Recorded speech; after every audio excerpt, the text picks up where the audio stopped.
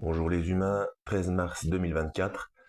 Petite vidéo pour vous faire comprendre qu'il faut vraiment s'intéresser aux langues originales de la Bible, parce qu'on n'arrête pas de conjecturer, de tergiverser, de débattre entre nous sur des points de verbalisation. C'est parti. Que veut dire la Bible par l'expression Fils unique engendré? La clé de cette question réside dans la compréhension des nuances des langues anciennes. L'expression unique engendré est une traduction du mot grec monogenes.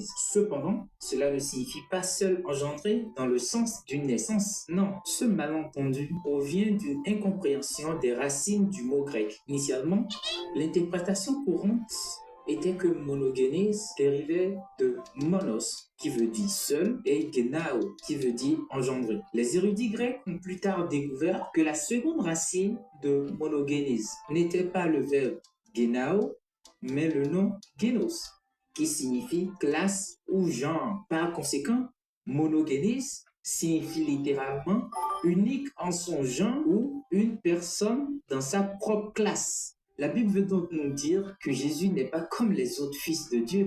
Il est le Fils de Dieu, unique en son genre et dans une classe séparée. Il ne peut être comparé aux autres fils de Dieu et il réside dans une catégorie propre à lui et totalement à part. Mais pouvons-nous valider cette interprétation avec d'autres exemples dans la Bible? Bien sûr que oui. Dans Hébreux 11, verset 17, Isaac est désigné comme le monogamiste d'Abraham. Cependant, Isaac n'est pas le seul fils d'Abraham, ni le premier. Le premier fils d'Abraham était Ismaël. Ici, le terme signifie qu'Isaac est unique, pas comme Ismaël. Il est unique en son genre parce qu'il est le fils de la promesse de l'alliance à travers laquelle la lignée du Messie viendrait. Ainsi, comme Yahweh est Dieu parmi les dieux et aucun autre Dieu n'est semblable à lui, Jésus est le Fils unique de Dieu dans sa propre classe, dans une catégorie totalement différente, distinct des autres fils de Dieu. Et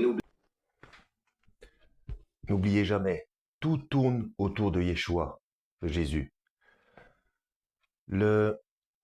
L'esprit engendre la parole. La décision a engendré, au niveau du Big Bang, a engendré l'existence de l'espace-temps. Donc, il faut bien comprendre les termes. Il ne faut pas rester buté dessus. Voilà, que Dieu vous guide.